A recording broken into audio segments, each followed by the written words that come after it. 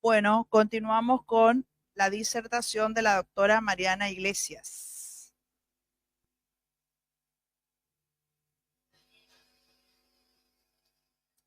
La doctora Mariana Iglesias es doctora en Derecho por la Universidad Nacional del Rosario, abogada especialista en la magistratura, magíster en asesoramiento jurídico para empresas, profesora titular de Derecho Civil 6 y Derecho de la Sucesión en la Facultad de la Universidad Nacional de Rosario, directora de las carreras de especialización en Derecho Sucesorio, autora de numerosos libros y artículos de su especialidad y se desempeña como abogada litigante en el ejercicio de la profesión. El tema a desarrollar es derecho sucesorio. Mirá qué efecto. Mirá qué efecto. Bueno, muy buenas tardes a todos y a todas. Bueno, en primer lugar, yo feliz. A mí me encanta venir a Resistencia, venir con todas las amigas. Agradecerle a mi gran amiga Sonia, que ella sabe lo feliz que me hace venir acá. Y además todo lo que aprendemos, ¿no? Porque esto de, como siempre dice Marisa, esto del tema de la academia con amistad suma y suma muchísimo, porque aprendemos mucho y a la vez la pasamos muy bien. Bueno, en el día de hoy vamos a hablar de las jornadas preparatorias. Obviamente que no voy a seguir contando en qué consiste, ya lo han hecho muy bien quienes me precedieron.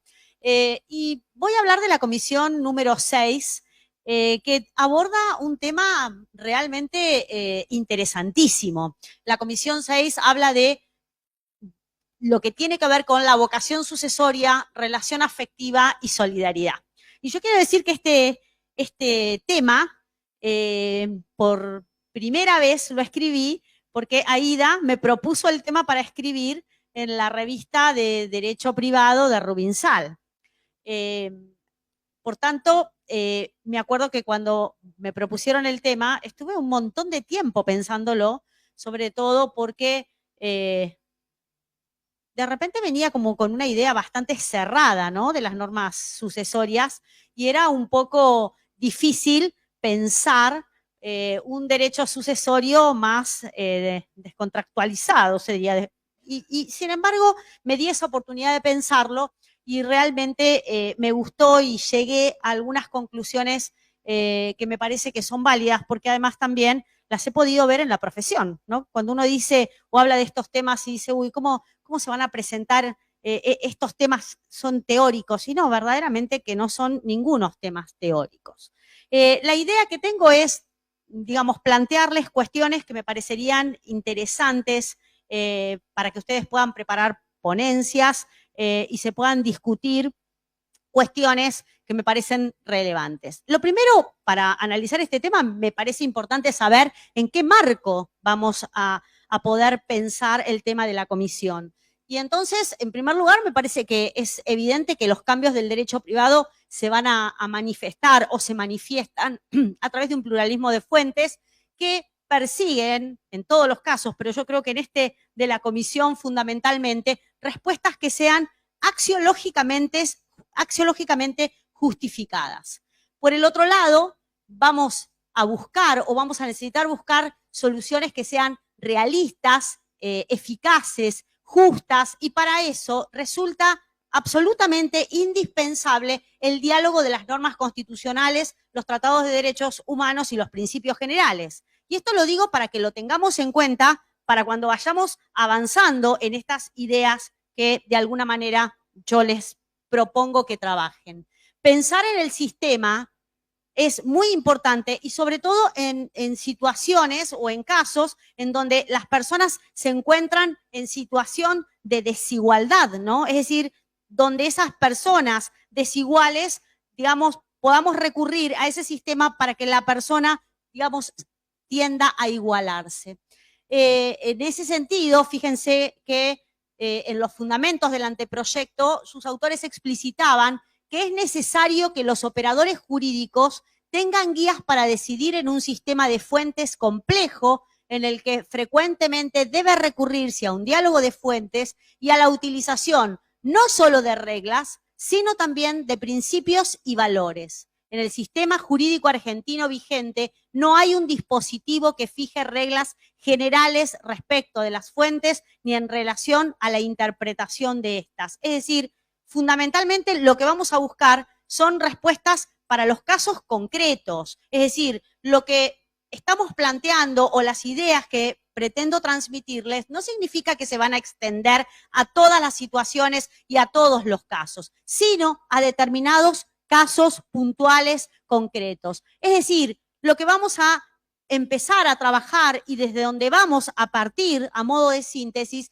es de un derecho sucesorio constitucionalizado, entendido como derecho sucesorio constitucionalizado en la posibilidad de ahondar en los fundamentos constitucionales de los derechos resultantes de la apertura de una sucesión y en particular, fíjense, sobre todo la última parte, meritar los derechos humanos o fundamentales que podrían verse involucrados en una relación sucesoria en concreto. Y entonces en este marco, teniendo en cuenta toda esta idea que les planteo, el sistema de fuentes fundamentalmente, en este marco es que vamos a plantear los nuevos paradigmas del derecho sucesorio. Sin embargo, digamos, sin lugar a dudas, estos que vamos a plantear son verdaderamente nuevos paradigmas. Y vamos a comenzar con la solidaridad familiar. Por supuesto que yo traje algunos temas, hay muchísimos más. Por el corto tiempo me voy a dedicar a los que me parecieron más significativos. Una norma que realmente resultó interesantísima es la del 2448, que es la mejora a favor del heredero con discapacidad, ¿no? Esto que a mí muchas veces me gusta decir, la mejora ampliada. ¿Qué es la mejora ampliada, como le hemos puesto? Bueno, es la posibilidad que, digamos, el futuro causante no solamente, digamos, comencemos por decir que es la mejora es un plus que se toma de la porción disponible para beneficiar a uno de los herederos forzosos. Obviamente que esa mejora, el máximo, el tope de esa mejora, es el máximo de porción disponible que tengamos para ese caso concreto que va a depender de quiénes son los herederos forzosos en la sucesión puntual. En este caso, el 2448 permite ¿qué cosa? Permite ampliar mucho más. Es decir, lo que dice es que en el supuesto que no, digamos, que esa persona tuviera un heredero con discapacidad, no solamente va a poder disponer de la porción disponible, que en el caso de nuestro ejemplo, nosotros hemos puesto que digamos, se trata de un progenitor con descendientes, en ese caso, la legítima hereditaria a respetar es del 66,66% y la porción disponible del 33,33%.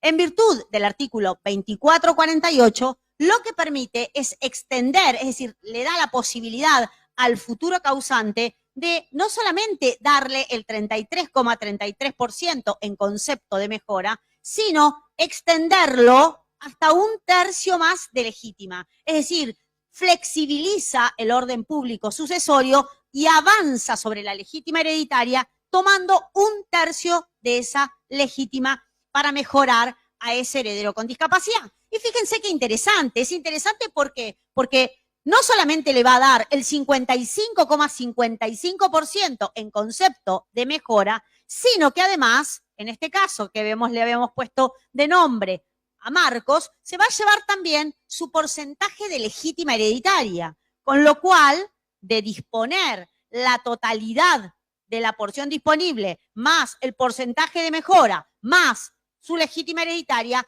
este heredero con discapacidad podría llevarse hasta el 77,77% de la herencia. Obviamente estoy partiendo de porcentajes que sean dos los legitimarios. Esos legitimarios, obviamente ustedes saben que hay una legítima global, que es la del 66,66%, y una legítima individual que se va a dividir de acuerdo a la cantidad de legitimarios. Es decir, esta cuenta, tómenla como procedimiento, pero no la tomen, digamos, rígida, porque va a depender de la cantidad de legitimarios.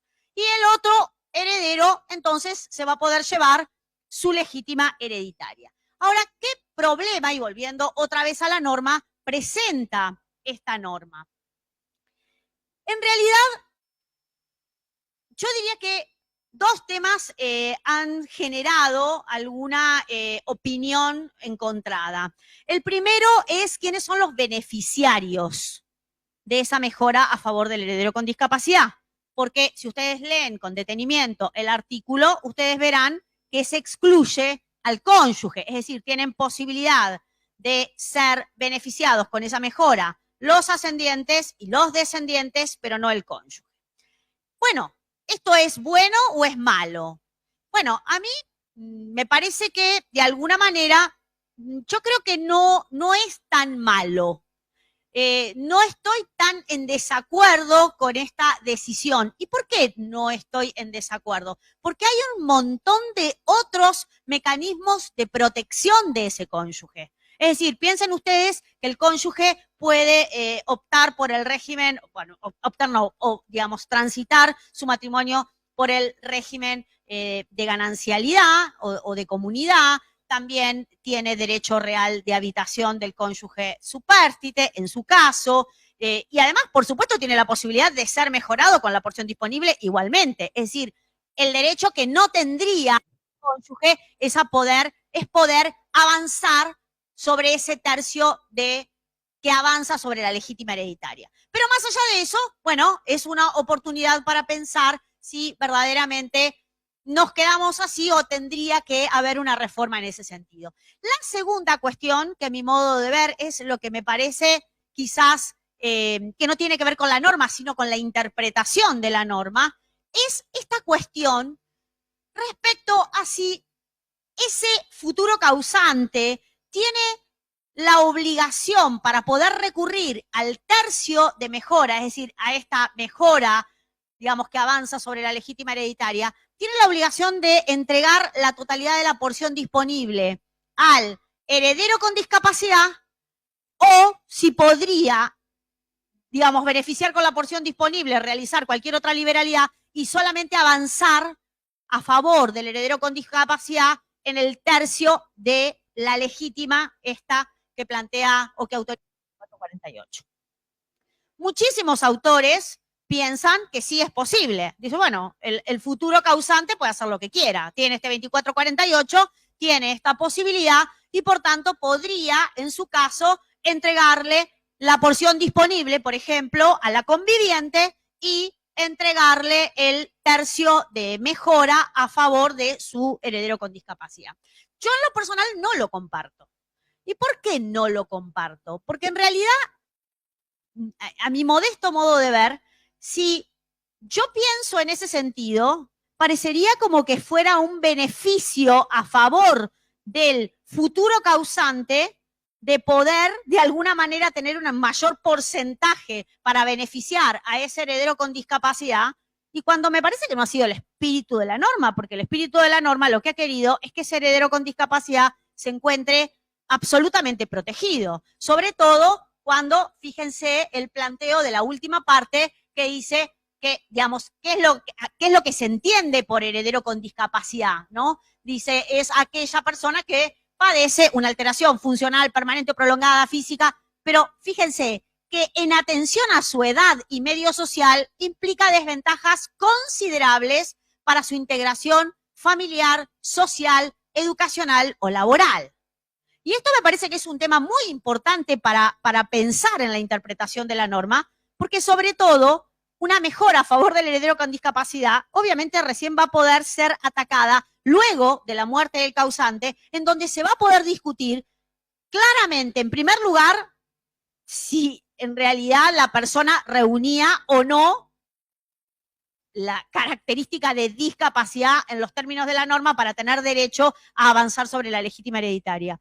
Y en segundo lugar, sobre este tema, porque este tema, digamos, a mí no me parece que sea tan claro de que se le pueda dar la totalidad de la porción disponible a una tercera persona y solamente mejorar a ese heredero con discapacidad en el tercio de la legítima, ¿no? Porque entonces de esa manera estaríamos flexibilizando ese orden público sucesorio rígido que surge del 2444, pero no en favor del heredero con discapacidad. De la redacción también me parece que surgiría la interpretación que yo pienso, porque fíjense que dice, habla de cómo se lo puede mejorar, y dice, incluso mediante un fideicomiso, además de la porción disponible. Ese además, ¿no? Me parece que es importante para tenerlo en cuenta. Pero bueno, lo cierto es que es una norma que genera esta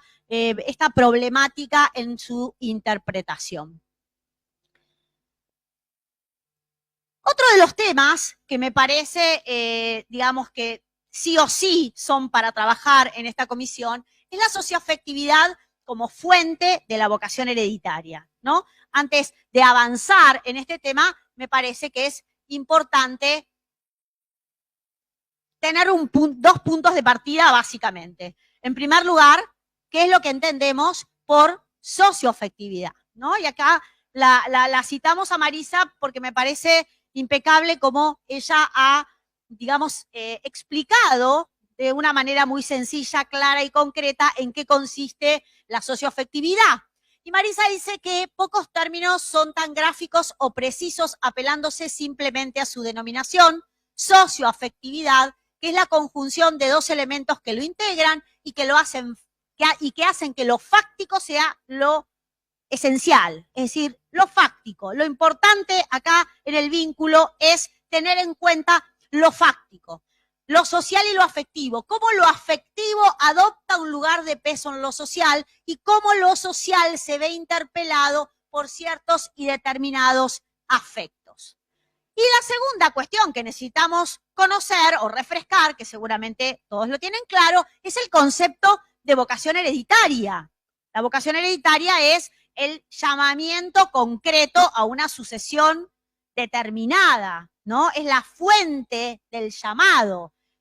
Siempre que uno explica la vocación hereditaria, en realidad lo distingue siempre con la capacidad para suceder, ¿no? Yo siempre digo, si en este momento, hoy estamos todos acá, todos tenemos capacidad para suceder, pero solo si fallece mi padre en este momento, yo voy a tener vocación hereditaria a la sucesión de él, un llamamiento concreto a su sucesión. Y esto es en lo que consiste la vocación hereditaria. Obviamente que la vocación hereditaria puede provenir de la voluntad de la ley o puede provenir de la voluntad de la persona estampada en un testamento, es decir, la sucesión ab intestato y la sucesión testamentaria. Ahora bien, ¿qué pasa con compensar o con la idea que surge o de tomar a la socioafectividad como fuente de la vocación hereditaria? Es decir, no ya quedarnos solamente con la ley o quedarnos con la voluntad del testador estampada en un testamento, sino recurrir al vínculo socioafectivo para que ese vínculo socioafectivo funcione como fuente de la vocación hereditaria. Y esta es la primera pregunta que nosotros debemos hacerlo. ¿Podemos flexibilizar el sistema sucesorio para dar lugar o para generar la posibilidad de que la socioafectividad sea fuente de la vocación hereditaria? Bueno, yo adelanto mi opinión. Yo creo que sí, pero no en todos los casos. No creo que esto deba ser extendido, pero sí creo que en muchos casos es posible que este fenómeno se dé. De todas maneras, fíjense que esta socioafectividad como fuente de la vocación hereditaria podría, o de hecho se presenta en la ley. Fíjense que si una persona, como hablábamos recién, instituye como heredero a un hijo o hija del corazón o a su pareja, claramente allí lo que está haciendo es otorgándole derechos hereditarios, obviamente viabilizada esa socioafectividad a través del testamento. Por el otro lado, en el marco del reconocimiento de coherederos, allí también esto ocurre, es digamos, un instrumento que existe en todos los códigos procesales del país, en los cuales cuando uno no puede justificar el vínculo, todos los herederos se pueden presentar y por unanimidad, entonces reconocer la calidad de heredero de esa persona, que solamente va a tener efectos de tipo patrimonial no van a causar Estado, pero allí claramente también podría, por ejemplo, en el caso que dimos recién, que un hijo o hija del corazón pueda resultar heredero a partir de este reconocimiento de coherederos. Pero, ¿qué es lo que pasa si no se dan estos extremos? Es decir, nos encontramos quizás con un vínculo socioafectivo, pero fallece la persona y no tenemos ninguno de los instrumentos. ¿Es factible que la socioafectividad per se pueda funcionar como fuente de la vocación hereditaria? Y a mí me parece que acá viene una cantidad de cuestiones y de temas para pensar y para plantear ponencias, básicamente con propuestas de interpretación del sistema. Es decir, yo creo que interpretando el sistema puede existir posibilidades, y de hecho es lo que vamos a ver ahora, de que la socioafectividad sea fuente de la vocación hereditaria. Un tema que, por supuesto, no va a faltar seguramente en la comisión es respecto a la unión convivencial. Derechos hereditarios sí o derechos hereditarios no. Y entonces ahí yo voy a dar mi opinión. A mí me parece que está muy bien que el conviviente, por regla, vuelvo otra vez a lo mismo, por regla, no tenga derechos hereditarios. ¿Y por qué pienso eso? Y pienso eso porque claramente me parece que si las personas han decidido vivir en el marco de una unión de pareja sin que se encuentre intervenida por el Estado, me parece que eso está muy bien. Y me parece también que hace a la libertad de las personas. Y me parece que es la fortaleza del Código Civil y Comercial de la Nación que da a las personas a que puedan elegir. Porque entonces, si no, digamos, quedaríamos casi que presos de, digamos, un mismo, digamos, de relaciones que sean casi iguales o quizás en algunos casos leía el otro día a Encarna Roca Trías que decía, podemos llegar a cometer el error de pensar en matrimonios de primera y matrimonios de segunda. Entonces a mí me parece que está muy bien que por regla no tenga derechos hereditarios. Pero no es la opinión de un montón de personas, de grandes juristas que piensan que sí deberían tener derechos hereditarios. También decir que, digamos, a mí no me gusta la afirmación cuando uno dice el conviviente no tiene derechos hereditarios. No tiene derechos hereditarios ab intestato, ¿no? Porque cualquier persona puede tener derechos hereditarios, ¿no? Entonces, esto me parece que también es importante, importante ponerlo de relieve. Veremos qué es lo que pasa y cuáles son a las conclusiones que se arriban. La segunda cuestión ya es todavía más compleja, que es la que tiene que ver con la filiación socioafectiva, ¿no? Entonces acá ya es aún más difícil el pensamiento. Y fíjense que de alguna manera lo que se... No lo voy a leer, no, los traje, no, quédense tranquilos. Aparte que me está corriendo, no estoy bien de tiempo todavía, no estoy pasada. Básicamente lo que quería leer es la primera parte, en donde dice que el parentesco ha dejado de mantener necesariamente correspondencia con el vínculo consanguíneo, y si aquel que genera no es quien desempeña las funciones paternas, surge la figura del padre distinta de las del genitor. En esta hipótesis es que cabe investigar la parentalidad más allá de la realidad natural. Y por último dice que la filiación socioafectiva es un instituto jurídico creado para atender situaciones consolidadas, aunque muchas veces al margen de la ley. A mí me parece que en el marco de una filiación socioafectiva, vamos a suponer una persona que ha estado viviendo y que ha funcionado como hija o hijo o como padre o madre, a mí me parece que es viable y que debe ser factible que esa, digamos, esa situación fáctica de socioafectividad dé origen a los derechos hereditarios. Ahora, también lo que me parece necesario poner de relieve es que no cualquier afecto alcanza a que esos derechos hereditarios puedan lograrse. Me parece que tiene que ser un afecto de tal entidad que verdaderamente haga que se funcione en esa relación como padre o madre o hijo o hija. Y en ese marco yo creo que podría ser factible que la socioafectividad o la afiliación socioafectiva funcione como fuente de la vocación hereditaria. Ahora, me parece que ¿en qué consistiría? Porque entonces acá empezamos un poco a delimitar y a cerrar el tema. En primer lugar, probar la realidad socioafectiva, y en segundo lugar, a mí me parece que siempre debe tamizarse el caso a través de la equidad, de la justicia del caso. Me parece que esto es importante tenerlo en cuenta.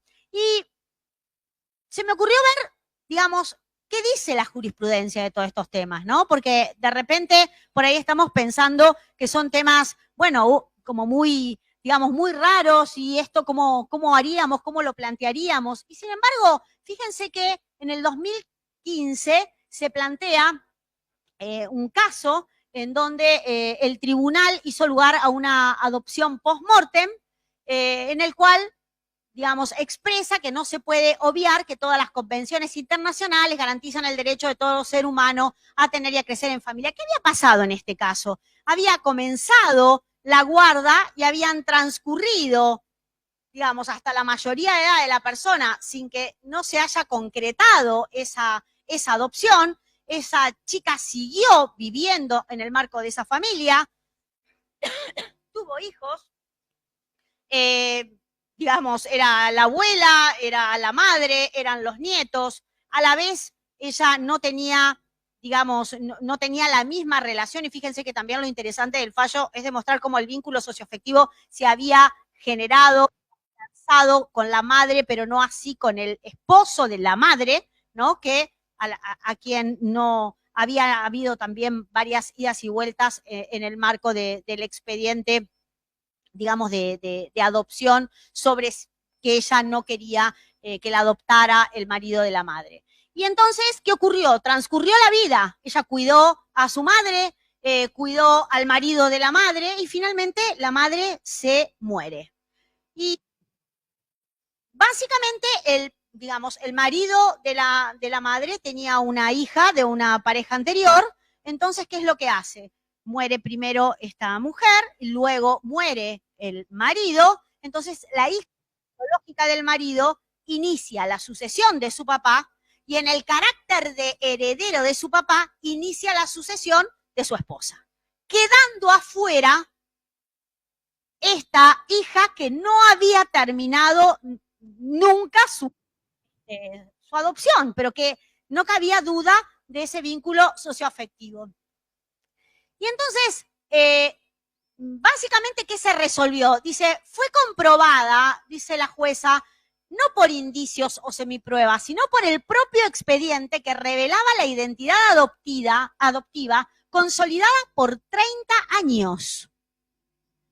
Por último, se refirió a los derechos hereditarios de la hija, pidiéndose sobre el impacto de esta sentencia, afirmando que en el sucesorio que se denuncia no se afectan derechos de terceros, lo cual tampoco era necesario, porque la verdad que si estamos considerando a una persona que tiene una filiación socioafectiva, tiene que ser igual al hijo biológico o adoptivo, o sea, no va a vulnerar derechos de terceros. Y entonces, básicamente lo que vemos es que en ese caso, claramente, había o funcionaba la socioafectividad o la afiliación socioafectiva, funcionó como fuente de la vocación hereditaria. Lo que pasa es que le buscaron una manera de canalizarla para no decir que en verdad lo que era el origen o la fuente de la vocación hereditaria era la filiación socioafectiva. Entonces me parece que estos casos dan cuenta de alguna manera de que nos pasamos buscando, ¿no?, algunos recovecos o creando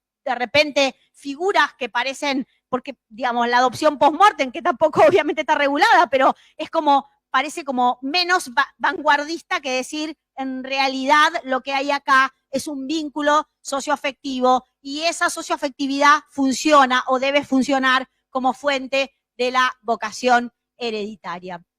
Ahora, probado el vínculo socioafectivo, la justicia del caso, entonces me parece que ya también para pensar ponencias deberíamos pensar algunas cuestiones, ¿no? Correspondería iniciar previamente la filiación post-mortem basada en la socioafectividad, recurriendo al artículo 1 o 2, es decir, vamos a plantear inconstitucionalidad o dada la operatividad de lo que otorgan las normas citadas directamente, podríamos plantearlo. O como ocurrió en el fallo que hablábamos recién, que directamente la declaró heredera, es decir, la resolvió en el marco de una filiación post-mortem y la declaró heredera, ¿no? Es decir, acá podríamos justificar en el marco del expediente sucesorio esto solo. Bueno, yo creo que uno podría iniciar ese camino más allá de que va a desbordar el proceso sucesorio. Entonces, va a haber que recurrir a otro juicio ordinario, pero claramente podría esto ocurrir. Después,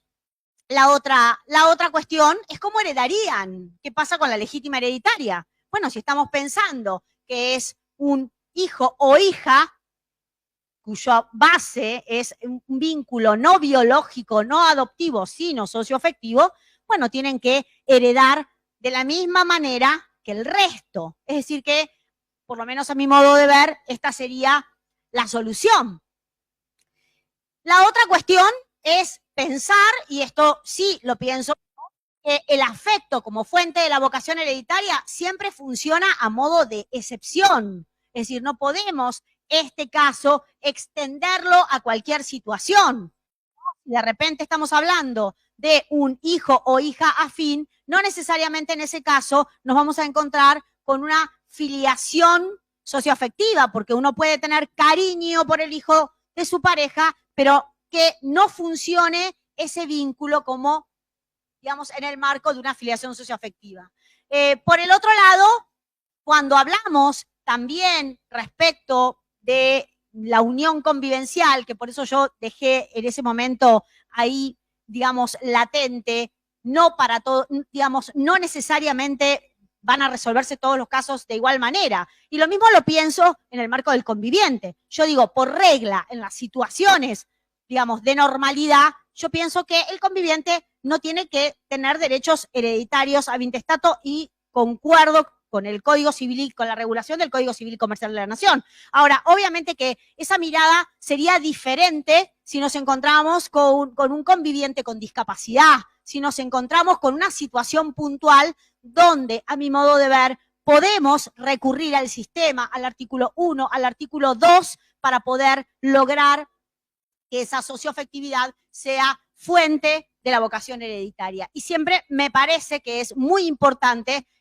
digamos, recurrir al principio de la equidad para estos supuestos. Por otro lado, también se me ocurrió preguntar qué pasaría, ¿no? ¿Qué hubiera pasado, por ejemplo, en el fallo que recién veíamos, en el caso de Mendoza, si hubiera un testamento a favor, no sé, de la hija del marido, ¿no? Es decir, ¿podría funcionar de la misma manera esa filiación socioafectiva? Y bueno, ahí ya entonces empezamos a pensar que quizás el vínculo no tendría tal entidad porque, digamos, ese testamento, en vez de beneficiar, ¿no?, a quien nosotros pensamos que tenía ese vínculo socioafectivo, benefició a otra persona. Como es una situación fáctica, entonces también lo fáctico lo tenemos que seguir pensando. Y ya entonces la pregunta sería aún mayor, esto que planteo, ¿no? ¿Seríamos lo suficientemente aperturistas para aceptar la inclusión de un hijo o hijo socioafectivo en un pacto de familia sin considerarlo como un pacto sobre herencia futura prohibido? ¿No? Digo, de repente tenemos un hijo del corazón, el padre lo trata y la madre como el resto de sus hijos biológicos, hacemos un pacto de familia, lo incluimos en ese pacto de familia. Ahí está, para que administre, pero digo, si transfiere bienes, ¿no? Porque uno puede ser con transferencia inmediata de bienes, sin transferencia inmediata de bienes. Bueno, a mí, digamos, yo pienso que sí, yo comparto, pero digo, el día de mañana, alguno que no esté de acuerdo no podría decir, bueno, en realidad este 1010 lo que busca o lo que hizo es generar derechos hereditarios contractuales, lo cual aparece prohibido, obviamente, en nuestro derecho. Es decir, nosotros, en nuestro derecho, a diferencia, por ejemplo, del Código Alemán, que el contrato puede ser fuente de la vocación hereditaria, en el derecho argentino esto no es posible. Por tanto, como verán, y ya entonces, ya en tiempo, como verán, los temas que uno puede pensar, había otros fallos, pero digamos, no me quiero extender. Hay muchísimos temas para trabajar en la comisión. Y por último, al que me quiero referir es al de la socioafectividad en el marco de otro parentesco, ¿no? Que es el fallo Bichara. Respecto del fallo Bichara, fíjense que acá nuevamente nos encontramos con un fallo en el que se rechaza un recurso de apelación que había interpuesto la Fiscalía de Estado contra una sentencia que declaró como heredera del causante, que había fallecido antes de la entrada en vigencia del Código Civil y Comercial de la Nación, a la hija adoptiva de su hermana, adoptada por adopción simple. Ello así, dado que si bien la persona adoptada por adopción simple no tenía vínculo de parentesco con la familia del adoptante y por lo tanto carecía de vocación hereditaria respecto de los parientes de este, lo cierto es que en el caso una decisión en tal sentido sería contraria al artículo 31 de la Constitución de Río Negro, que protege a la familia, ya que se permitiría que el Estado provincial reclame para sí los bienes de la sucesión, desplazando a quien el causante tuvo como miembro de su familia. Claramente este es un caso de filiación, de la socioafectividad como fuente de la vocación hereditaria. Ahora, la pregunta que uno se tendría que hacer es, acá porque estaba el Estado. Digo, si no hubiera estado el Estado, ¿cuál hubiera sido la respuesta? ¿No? Y me parece que la respuesta no debiera cambiar por quien sea el que reclama, ¿no? Sino atendiendo a la situación fáctica. Así que bueno, creo que hay mucho por trabajar, mucho por pensar en esta comisión. Así que bueno, esperamos encontrarnos todos y todas en Pilar. Muchísimas gracias.